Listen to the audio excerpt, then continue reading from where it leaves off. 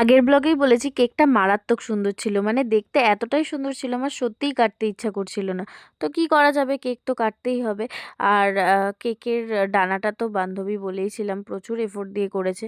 তো যাই হোক, পাশে অনেক পুচকে বাচ্চা ছিল, তাদেরকে নিয়ে কেকটা কেটেছি। আর কেকটা খেতেও খুবই সুন্দর ছিল, কিন্তু দেখতে একটু বেশি সুন্দর ছিল।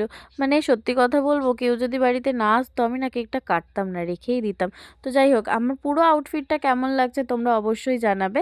আর ধন্যবাদ যে কেক দিয়েছে আর যে এফোর্ট দিয়েছে কেকটার পেছনে, আর যে অবশ্যই বানিয়েছে। আমাকে কেকটা অর্ডার দিয়ে দেখানো হয়েছিল, যদিও কেকটা আমি নিয়ে আসিনি।